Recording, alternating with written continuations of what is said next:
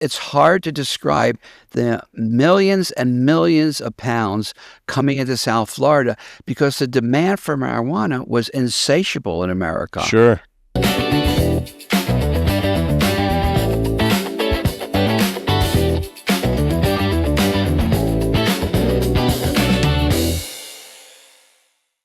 Hi, everybody. I'm Todd Denkin, and that guy over there is my cousin, Bruce Perlowin.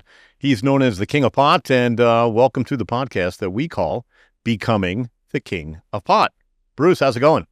It's going great, Todd. Looking forward to today's adventures. Yeah, me too. You know, last week we were talking about this big adventure that you went on, this big smuggle in Cat Island. So that's where I want to pick up today. You were doing some business with your longtime friend Carol. I think the Smith brothers were involved, right? And just tell us what happened and tell us this incredible smuggle that happened on Cat Island. Okay, Cat Island was one of the most amazing adventures we had in Florida. So we're riding on 5 years of really rocking and rolling, selling thousands and thousands of pounds of marijuana in Florida. Carol Lane was supposed to sell the load. This was a 50,000-pound load. The deal was that we were going to the Bobs. We called them the Bobs, Bob Jr. and Bob Sr. They were offloading 50,000 pounds of their own weed onto Cat Island, and then we were going to offload it from there. So let me just interrupt you for a second, because how big is like 50,000 pounds of weed? It's a mountain. Literally a mountain. Right. Think of a 2-car garage being about 3/4 filled up all the way to the roof, maybe completely filled up. Okay. And in giant bales that are about 50 pounds each, right? Correct. In the old days, it was always 50-pound bales. Right. Got it. Okay. So you got 50,000 of these guys that you got to move from one place to another. Exactly. But I'm going to back the story up. This is the end of 1978. I'm going to back it up a few months because it's germane to the story. When I had hired Bob Jr. to do an offload for me, I had my own 50,000-pound load come in on a freighter. He was one of the boats that went out there to do the offload. So we're in our house, our stash house in Fort Lauderdale, and my brother's in the other room with his girlfriend at the time, Tony, who he later married. And Bob Sr. comes into my room with guy named Red, and they have these guns. They're like wannabe Mafia guys. They have the guns tucked behind their backs, and they're saying Bob Jr. never came back. He went out in his speedboat and didn't come to offload me, and he never showed up with the load, or he just disappeared out in the ocean. So his dad comes over and says, "Where's my son? You sent him out to offload." I go, "I didn't send him out. I just hired him to go offload." Back in those days, no, that was not my load. That was somebody else's load. And I would get 25% for offloading, and I would pay them 10%. All right, so that was the deal. Everybody made money. Everybody was happy. And nice. That's like a 15% brokerage fee, right? Just for setting up the deal. That's nice. Yeah. And sometimes they wanted 15 and I would only make 10, but that was that particular deal. So he's in there worried about where his son is. His son never showed up. And so he says to me, "My son, what did you do to my son? You disappeared. And if you, and he's arguing with me a little bit." I said, "I didn't do anything." And Craig hears this. So he gets out of bed with Tony. Tony goes, No, don't go in there. They're arguing. And he goes, "No, I got to go in there." So he comes and stands by me. I'm sitting on the bed like this, talking to them at the foot of the bed. And I didn't think there was anything dangerous about what he was saying. He's saying, "If you kidnap my son or you hurt my son, I'm going to come after you." And so Craig takes a shotgun and he cocks a shotgun and points it at him. And he goes, I look at him, I go, "What are you doing?" He goes, "He just threatened you." I go, "No, he didn't," because I didn't consider that a threat, because what he was accusing me of doing, I didn't do. So that wasn't really threatening me. And I should have been threatened if I hurt his son, right? And Sure. So Bob goes, he goes, "Yes, I did," with a shotgun pointing right at his head. All right. And then Red starts to get up out of the chair, and Craig points the shotgun. He says, "Don't even try it, Red." All right. So I said, "Calm down. Nothing. We don't know what happened. I didn't do anything. He went out to offload. It's my pot. It's my load, that I'm offloading." And what had happened, we found out later. All right. So pulling the shotgun on Bob Sr. was critical to the Cat Island story, which what Craig did that moment. And so he So this happens how far before the whole Cat Island thing? About 3 or 4 months. Okay. Earlier in the 1970s. Cat Island was the end of 78. This is about middle of 78. And so what happened, Bob Jr. had a brand new speedboat. He goes up on a wave, comes crashing down on another wave. The boat breaks in half. Oh, my God. Yeah, complete breaks in half. He's out there somehow. It's not my fault. He doesn't know how to drive a boat properly. Right. Somehow he got rescued or he got back to shore and everything was fine. Okay, but Craig did pull the shotgun on Bob. Now we go to Cat Island. Now Bob's got to load him. All right, he's got 50,000 pounds. We're going to offload it onto the beach, and then we're going to take fishing boats and bring it in. You use the Avons because it's a short run, right offshore, mile offshore. What's an Avon? What's an Avon? An Avon is the inflatable boats. Most people, if they remember Jacques Cousteau, he was in the inflatable boats. Oh, they're like Zodiacs. Zodiacs, yeah. Yeah, okay. Yeah, an Avon is the smaller version of a Zodiac. A Zodiac goes as big as 19 feet, and the 19-footers have steel bottoms. This is important, too. The Avons all have wood bottoms, okay? But a Zodiac will also have a wood bottom until you get to the 19-footers. Right. All right, so the plan was bring the load off the freighter onto Cat Island, take the fishing boats, and bring it into Florida, into the water houses. And those are houses in Fort Lauderdale. You come in through the cut. You go to a house with, which has a dock in the back of it, a very rich neighborhood. There's a whole story about that, but we'll get to that in a second. So that was the plan. Right. So now, it's on the Intercoastal, right? That's where the houses were, right? Yeah. Okay. Yeah. Right in the Intercoastal Waterway. So now Craig's going down there with his girlfriend, Marianne, at the time. I guess him and Tony broke up, or I don't know. He was suddenly dating with a new girl, right? Yeah, he was dating a million girls. 3 months after the Bobs, right? 3 months after the shotgun, That's he's a good moved point, on Todd. from Tony. Right? We're gonna have to ask him about that. Right. No, but he was a bit of a, he had lots of women, didn't he? Oh, he my was God. A young, good-looking guy. Yeah. 28 women he was dating in Florida, 6 or 7 when he got out to California. That's funny. Right. So anyways, he goes down there with Marianne, and and after the DEA ripped us off in 1975 at the Stash House, I hired a bodyguard and a collector and an enforcer. Karate Peter was the collector and enforcer, and Nelson was the bodyguard. All right, so he goes down there with Craig and Marianne, and they're in a hotel, and all of a sudden, waiting for the load to show up on the beach. And all of a sudden, Bob comes in, screaming at him and shooting. And they go, quick, the Bob's coming. He's mad. He's going to shoot us. So they run out the back door. They're running over the sand dunes. Marianne's saying, I'm going to kill your brother. I'm going to kill your brother when I get back. And they jump over a sand dune, and Bob's shooting at him. And so... Just as revenge for when he pulled the gun on him, or for what reason? No, we don't know why, because he doesn't know where the marijuana is what it was. He was, where's my marijuana? Keep in mind, 50,000 pounds back then is $10 million, $1978. That's something like $50 million today. Right. It's a lot of money. Yeah, no, that's crazy. All right, so he wants to know where his pot is. All right, so Craig looks at Nelson and says, Nelson, do something. You're the bodyguard. So Nelson takes his gun and starts shooting over the sand dunes back towards Bob. So finally they stop shooting at each other and they go, let's talk. So they go and they talk. They go, where's my pot? And so again, similar story though. What had happened, it was a different group. It was our group now. Little Richie was the guy's name. Him and David somebody, went out to offload it in Avons or Zodiacs, and the seas were too rough, and the boats broke apart. So they couldn't unload it that day. All right. So, and they explained that to Bob.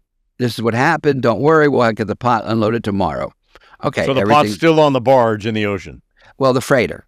Still on the freighter. Right. Yeah. All right. Now, the next day, Craig takes a Zodiac out. He sends the Zodiacs out. Everyone's supposed to be cool, and the offload's supposed to be happening. And he's going to go out to the freighter, check out everything out. So he's going out on the freighter on the Zodiac with, I guess, Marianne, or maybe Marianne stayed at the hotel, and Rich was with him. No, Rich wasn't with him. Somebody was with him. And he looks in the water. He goes, look, there's a coconut over there bobbing in the water. He goes, wait a minute. That's a head. Wait a minute. That's Nelson. What's Nelson doing in the water? He's supposed to be on the freighter. So they go over, they pick up Nelson. Nelson is livid. He goes, those motherfucking son of a bitch Colombians, get me back to the hotel. So he takes him back to the hotel. Wait, so what happened? Well, I'm going to tell you. I'm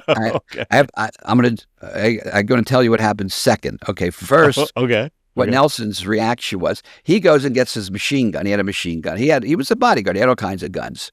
So he goes, take me back out there. So he goes out to the freighter. What had happened was, Rich told me this later. He goes, Rich and Nelson are on the boat, on the freighter, and they're Guajira Indians. And Nelson goes, you got to watch those Guajira. They're really fierce. They have these long spears. All right. Instead of machine guns, they had these long spears that they hunted or killed with. And he goes, they're really dangerous. Be careful. And they're talking Spanish. And he goes, and what had happened, they wanted money. They wanted like $20,000 before they would offload. And Nelson says, they're getting mad. He goes, don't say anything. Just follow me. And Rich says, I look at Nelson. He turns around. He just walks off the boat. He's in the water. And he drops in the water. He goes, I'm not doing that. And so there goes Nelson. Rich is on the freighter. Nelson's off drifting in the water. So now Nelson comes back with Craig with his machine gun, and he sprays the top of the freighter. And he goes, now let's see because they only have these long spears, right? And he goes, now you motherfuckers, give me my marijuana. He said marijuana came flying out of this hole, came flying out of that door, came out of another hole, just flying out onto the deck. So they started offloading. All right, so that's, I think it was all pretty comical. But it's just the beginning of an adventure on the Cat Island. Sure. Now we get the 50,000 pounds onto the beach. All right, you got this giant mountain. And does the pot get wet on the boats? Do you care at this point? Is it just about there's so much volume? Is it like it can't be a clean stacking, right? It's got to be, especially in that situation. Is it everywhere? What's happening at that point? No, actually, it's none of it got that particular load. There are loads that get soaking wet. That particular load, it was done clean. There was not. Didn't get wet in the hull. Although I can tell you stories of Thai loads that came across got oil on them and water on them. And that one was all clean. The Zodiac landing was perfect. They had a perfect place to stack it on the beach. They loaded onto the fishing boats. So the first night, 2 fishing boats came. It took about 5,000 each. Fishing boats had a decent capacity, where a speedboat would only take about 2,000. So they took 5,000. Now, one of the things about becoming the king of pot is you learn from your own mistakes and from everybody else's mistakes. Sure. So Rich had a stash house or a water house in the same area in their coastal in Fort Lauderdale.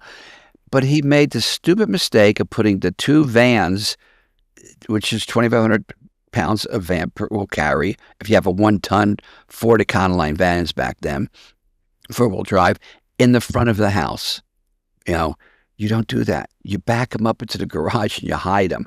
But he didn't. The DEA knew to drive around those neighborhoods and look for vans, any kind of van, in front of a house, because you offload the boat on the dock, you bring it into the house, you weigh it up, you put it from the dock into the vans. He had them outside. The DEA saw that. They put the house under surveillance. They offloaded perfectly, weighed it, put it into the vans. They opened the garage door late at night and loaded into the vans, or maybe at that point, they backed the vans into the garage. I'm not sure. All I know is that they were left outside, something you'd never, ever do. And we learned by the mistakes. The 2 vans got busted and the house got busted. So There goes 5,000 pounds of the load. The other fishing boat did it right, and they didn't get busted. All right, so now you got 10,000 of the 40,000 in safely. And then the rest just came in as one, a day apart, 2 days apart. But all 50,000 pounds got in, only 5,000 pounds got busted. One of the all using fishing boats to get it from Cat Island to Fort Lauderdale? Yeah, all using fishing boats, exactly the same. And I think I described earlier this scenario of a water house. You have a water house. The rule was you have to have a reason for a bunch of guys being there. That's another thing you learn. If you have a house and then all of a sudden a bunch of guys show up, the neighbors say, what's going on here? So you have a barbecue. Now it's normal. Okay. Then at night when you're going to offload, you don't offload at 10 o'clock at night because the neighbors might see. You wait till after the 11 o'clock news when most people go to sleep. All right. And we knew the statistic, like 1 in 10 people have insomnia. So maybe half of those 10 will walk outside their yard. And so you have to have lookouts watching up and down the canals to see if anybody, after the 11 o'clock news, if anybody is still going to have insomnia and come out and look. Little details like that make the difference between success or failure. All right. So after 11 o'clock news, they would loaded up the vans and bring it to my stash house. I had a separate house than my water house. I had a bunch of water houses. And so we're there. One of the things, okay, Rich, actually, back in those days, the friggin' Mafia was all over us. Not so much me, because I was not as big as someone like Don Steinberg, but they were always kidnapping your guys and holding them for ransom. Because they just wanted a VIG or something? Yeah. They just wanted a VIG. They wanted to be part of the load. They wanted some of your money. All right. So Rich gets kidnapped by the mob. Okay. And I don't know who they were. Oh, I know that he's in a house and they want some money, they wanted money in that case. We're going to, give us $50,000. I think that was the number, the typical ransom for the marijuana guys. And by the way, we were a target for the Mafia, right? It wasn't just me. It was everyone down there. So Craig says, screw these guys. He gets in a friggin' helicopter. He rents a helicopter. And we had all kinds of munitions. We had Laws rockets. We had machine guns. Anything you wanted, you could get. All right? And although we didn't use them. This is what year? 1979? 78. This is 78. The end of 78. And he goes up to the above the guys. They were in a real rich neighborhood, in Hollandale or Fort Lauderdale, where they have rich in a rich neighborhood. Could have been Golden Beach, right near Hollandale. Yeah, not quite as rich as Golden Beach. All right, okay. But intercoastal waterway, we're all $1 million homes even back then. Yeah, sure. So Golden Beach was $10 million homes. Yeah. So we couldn't quite afford those, but we got close.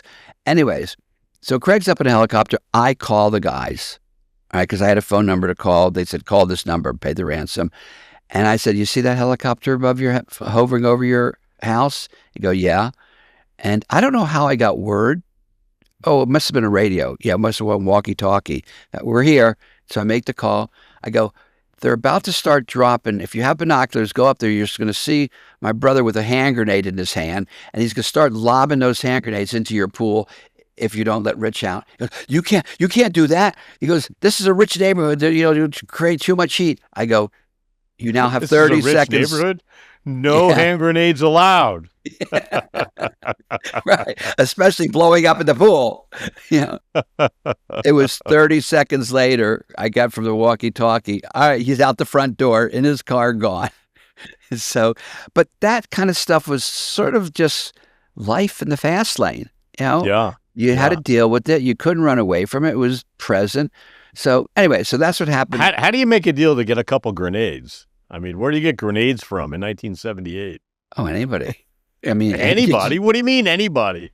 I would ask you, my cousin, anyone, all the other smugglers. I wouldn't know where to get a friggin' grenade. I wouldn't know where not to get a grenade. I mean, it reminds me, you know what that reminds me of? It reminds me of a few years ago, I was working in a company, and big company, and we have all these people employed. And my secretary says, wow, I never met anybody that's been to prison. And I go, I don't know anybody that hasn't been to prison. Right.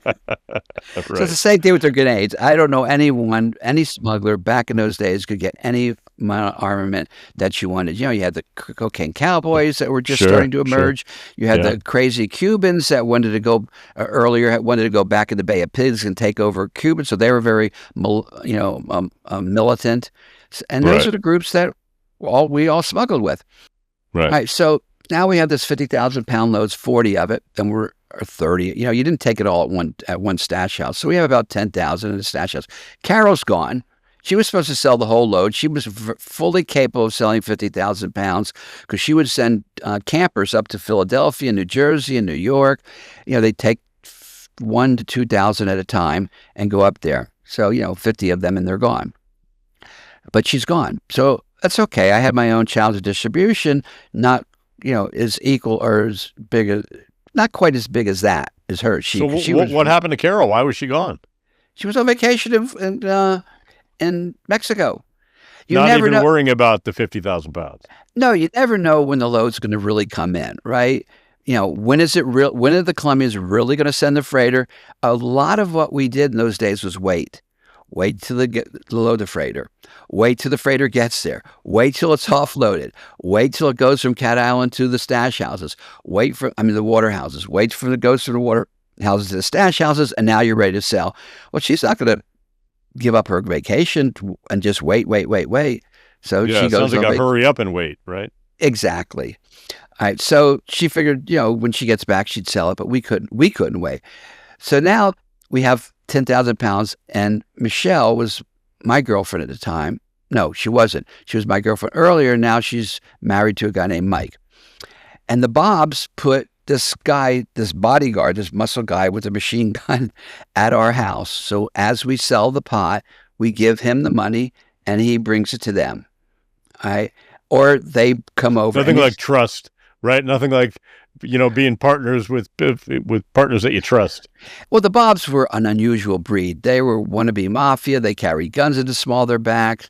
They weren't like the hippie guys. They were a different breed, but it's okay. We could work with that. We could work with rednecks, Sure. like the Smith brothers. At least Darryl was a redneck. Tracy was pretty cool. He was a hippie. And, but he's ex-Green Beret. So we could work with all kinds of people. All right. So now Michelle's there, and this bodyguard, next thing you know, Michelle's sleeping with the bodyguard. Not the bodyguard, the guard. The marijuana, the guard of the load. Now the guy's sitting out in front of our house with a machine gun on his lap, protecting us from the Bobs. He switches allegiance because he's sleeping with Michelle, and it was pretty interesting because I didn't know this was going on. Craig was more cognizant of this. At that point, I'm doing a load out in California. Little by little, this entire years in Florida, I had been sending loads out to California, little loads on airplanes, 100 pounds, and 300 pounds in a van, then 2,500 pounds in a bus, preparing the network or the channels of distribution for the day that I was going to move my operation to California, which I've been wanting to do for years prior to this moment. All right.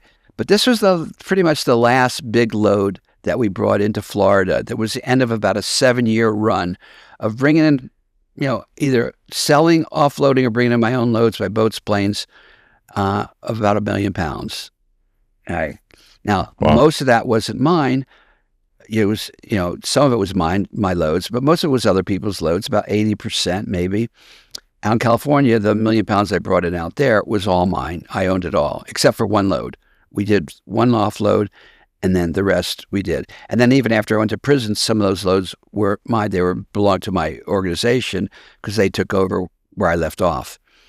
So what else happened at Cat Island? So we had the grenade story. We had the Michelle sleeping with the bodyguard. We have, Bob doing the shootout in Cat Island at Craig. Oh, when Craig first came, when they were behind the sand dunes, they said, "Hey, let's talk." So they came up, they made a truce, no more guns, no more shooting. And Craig says to him, "I guess you didn't like me pointing a shotgun at you a couple months ago." So, Bob was like the tough, stoic guy, type guy. So all those were part of Cat Island. Anyways, then I get at that house when we were doing the Cat Island load, I get word from Herschel. He actually called me, Herschel Williams. He says, "There's an indictment out for you." So they had indicted me for the Jamaican load that I did with him and the Smith brothers. And who else? Dickie Schwartz. So all of that was going on, the whole Cat Island thing. That's you're on your own. You're not working with the Smith brothers or with Herschel at this particular time? No, I was working with them too. You're doing 20 deals at a time. I mean, it was insane. The amount of marijuana coming into South Florida. I'm off doing a load, but if Daryl would call me and says, Bruce, I just got a load in, I would send a truck, pick up 5,000 pounds, 2,000 pounds, 3,000 pounds. If the Black Tuna Gang, which I never worked with Bobby Plattshaw, the head of the Black Tuna Gang, but I work with every one of his underlings, mostly Luke and Danny and Mo, and I forgot the other guy's name. Curly? No. Yeah, exactly. I always want to say that too. So you're always doing loads. Sometimes I was doing plane loads in between all this simultaneously. Just because you're doing 50,000 pounds of Cat Island doesn't mean you stop doing anything else. No, we're always doing loads. Got it. So it was a perpetual machine of you bringing in weed on whoever you could contact and get in touch with, and all the Colombian folks that you've connected with, as well as the folks that you used to work for, like the Herschels and the Bobs and the Smith brothers and all of that. But how many were there? How many smugglers were you? Were you part of this, giant organization of smugglers that got together and told, pirate stories? That's interesting. How many were there? Probably about 100 to 200 large groups. Yeah. I mean, some were in South Florida, some were in Key West, some were over in Everglades City, some were up in Gainesville, some were up in Tampa. It's hard to describe the millions and millions of pounds coming into South Florida because the demand for marijuana was insatiable in America. Sure. And by the way, one of the sides of that marijuana movement was it fueled the entire counterculture, or a lot of it, from hippies moving back to the land to the counterculture, radical revolutionaries. Marijuana was an economic boon to the entire counterculture social movement of those days. And very anti-establishment. Nixon had come out and said that pot was bad. Started that whole war on drugs, right? Hippies are bad. Let's arrest hippies and black people. And all that. Excuse my language. All that crap. Think of all. Oh dear! Did you just say crap? Oh my goodness! Are we allowed to cuss on a podcast? We are. It's the podcast, so we can cuss. Right. Crap. But think of the festivals. I would say 80 to 90% of the festivals in that era was financed by marijuana money, drug money. And those. But is marijuana really a drug? No, I don't want to get into that whole argument, but that's drug money is the perception, right? That's another thing. Marijuana kept an entire generation healthy. We didn't know it. And here's the example that I give. Woodstock. Remember Woodstock? Remember all the kids in the mud, in the rain? Okay? 500,000 people soaking wet all together. We were in the middle of a pandemic, a real one. Okay, back then. It was you can look it up. I forget which pandemic it was, or epidemic. Nobody got sick. Nobody died because everyone was smoking marijuana and we kept healthy without knowing it.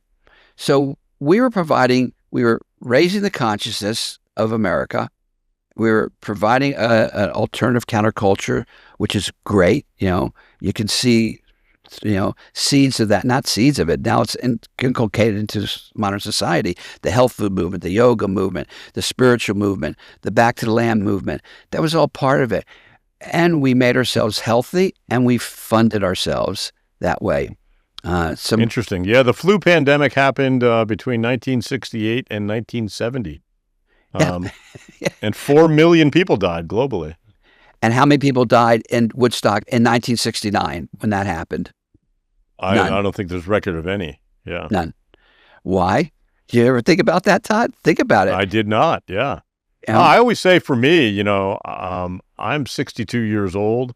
I eat healthy and I use weed as my medicine. And I'm a pretty healthy guy.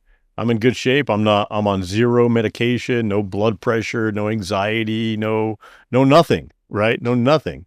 And I attribute it to cannabis for sure. It's so funny. I'm part of the post-war baby boom generation, 78 million strong. And when I was doing the smuggling, right, I was in my 20s, I would think of somebody 74, 75 as an ancient, archaic, about to die. Great-grandfather. Yeah. Exactly. Great-grandfather. Not even a grandfather, a great-grandfather, right? I'm 74 now. I'm out working in my garden, lifting heavy stuff, wheelbarrows full of wood chips, making mushroom gardens all over eastern Tennessee. And I physically work. I'm lifting big things of soil. I mean, and I don't even know what a cold is or the flu is.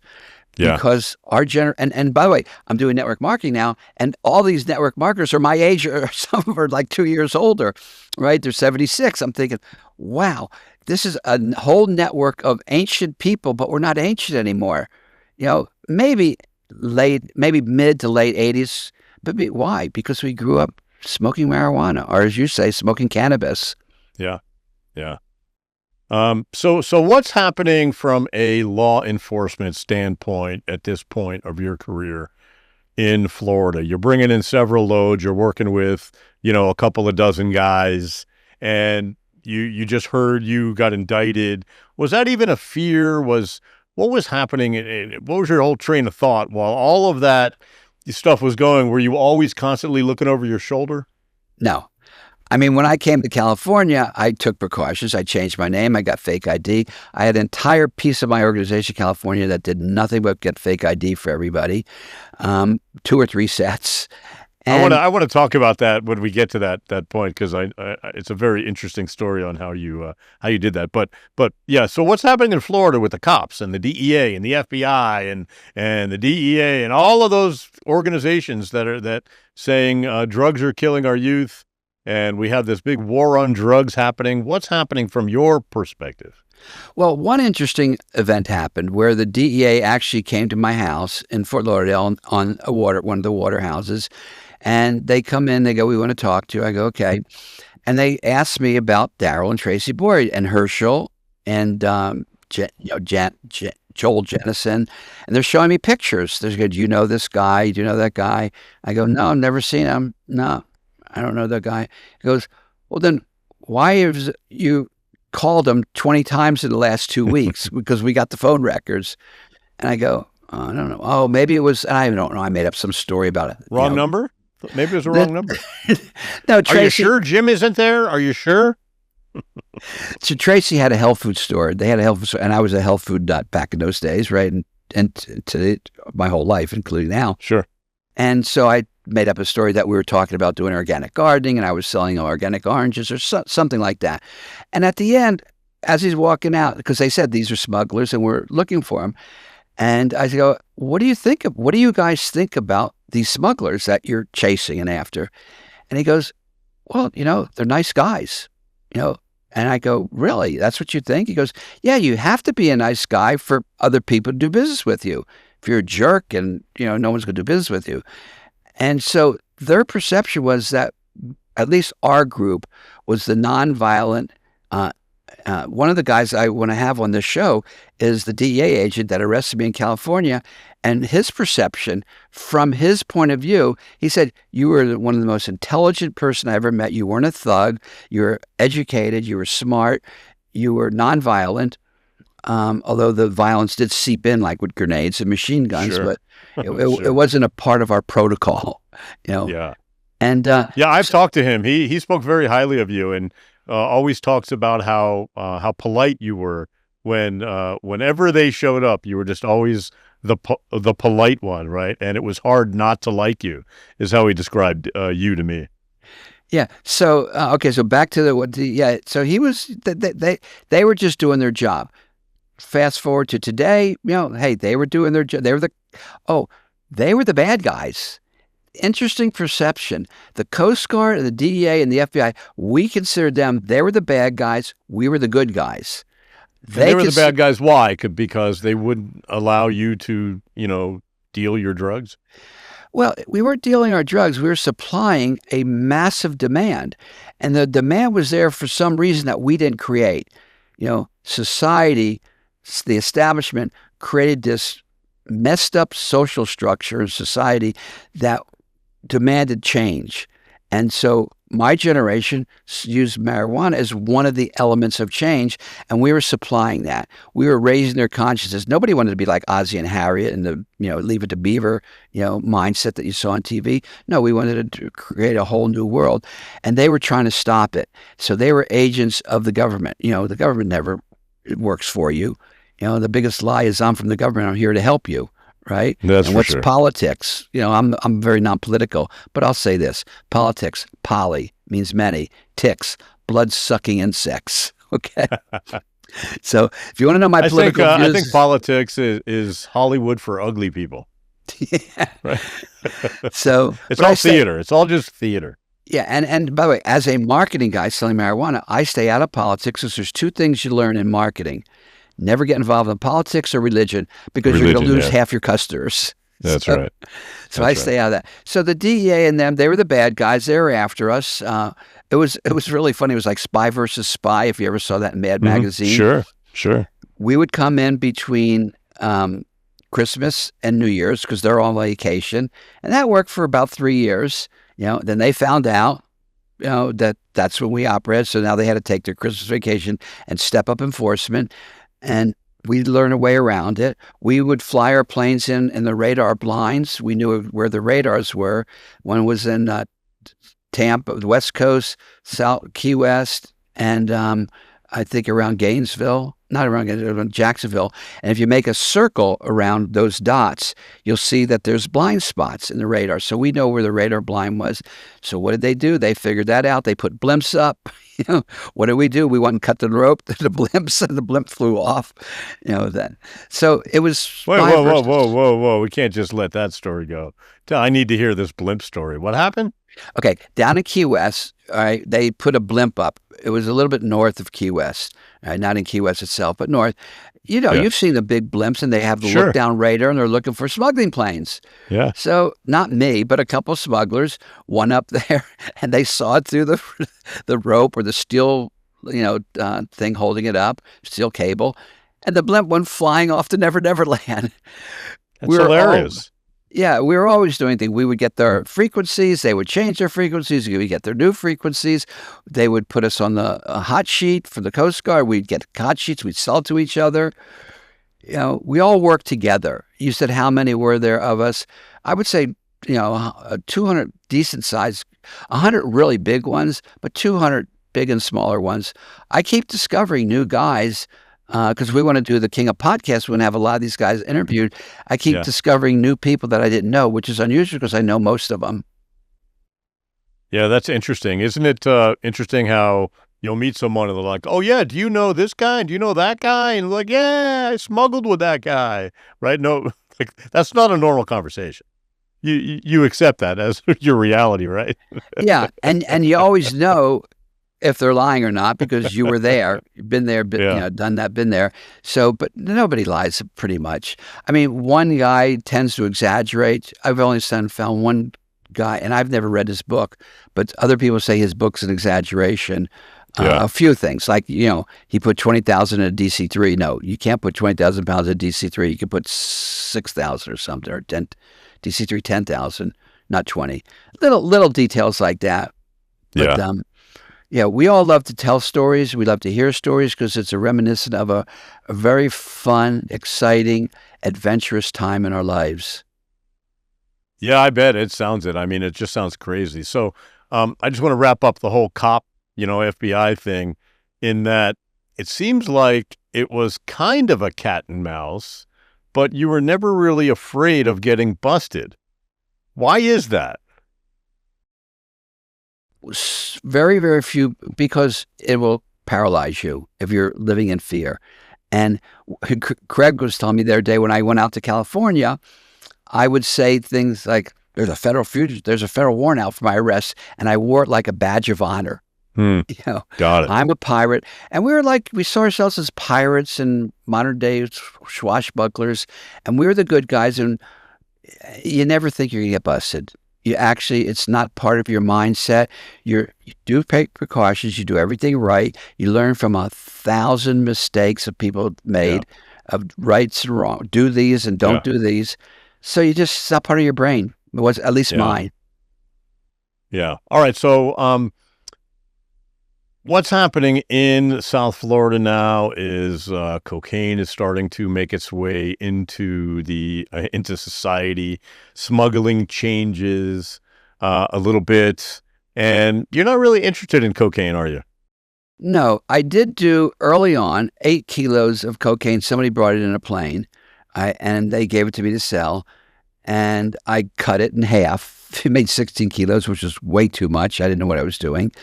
And couldn't sell it, so I had to give it back, cut. That didn't make. But I found out that the people that were supplying it, the Colombians supplying it, were violent. The people that were smuggling it were violent. The people that were selling it were violent. And the people that were using it were out of their minds. They all wore gold chains and drove fancy cars and went to expensive nightclubs. And it was just, they were too flashy. We were under the radar. We lived on farms and had pickup trucks, and campers and motorhomes. They were the Lamborghinis, the Porsches, the fancy stuff. We were and they were violent. Yeah. Yeah. Wasn't there a big shootout at the Dayland Mall? And that really created, holy shit, this is now cocaine country. Yeah. What happened in Crown Liquor Store in the Dayland Mall, I believe it was after I left for California. I left because I saw the violence emerging. Yeah. These guys came in their machine gun. 2 people were murdered, and they were shooting back, and innocent bystanders everywhere. And they left. And when the police came, there was a van that was armored car van. It was armored plated. They had slits in it that you could shoot out of. So it was like, an driving armed fort, like a tank of some kind. So, and that was the norm. Gazilda Blanco, who was the queen of cocaine, she's allegedly murdered about 200 people. Allegedly. Yeah. Yeah. And I was in prison with her, by the way. Oh, well, I can't wait to hear about that. So, Bruce, we're gonna stop because we've run out of time. And what we are going to do, though, is next week, I want to talk about what's happening in your move to California. Okay, so all of this crazy shit is happening in South Florida. You got lots of things going on. You already have started a distribution, channel in California. So give us a little teaser as to what we can expect next week. Okay, here's a great teaser. I have a boat. This is 1978 while Cat Island's going on. It started in Alaska, a 30,000-pound fishing crab boat. And it's going down the coast all the way to Colombia, and it's going to load up. All right? So it loads up, and there's a snag about that. We'll talk about that next week. And it comes up, and it's taking on water, right? The boat's starting to sink. And the captains take their Avon, row ashore, and call us and say the boat's taking on water. We put it on a certain direction. And Tommy, who took his plane and starts looking for the boat, never found the boat. The boat sinks. Explain that to the Colombians. Yeah. What boat? What sink? What? Awesome. So we'll get the full story about the boat that sank and went off to Never Never Land, and the Colombians want to know where's their pot and where's their money. Yeah, more importantly, where's their money, right? Who cares about the pot at this point, right? All right, awesome. Well, thanks a lot, Bruce. Always a lot of fun going through these smuggling stories with you. I look forward to chatting with you next week. Anything you want to add before we say goodbye? I think that's pretty much it. That was Point Reyes is where they rowed ashore, so we'll call that the boat sinking and Point Reyes story. It's all right. It was a touch and go of my life and death moment when I tried to explain it to the Colombians. Yeah, I bet. Well, he is the King of Pot, and I am Todd Denkin, and we're talking about becoming the King of Pot. So, Bruce, we'll see you next week. Thanks, everybody, for joining us, and we'll see you next time. Thank you, Todd.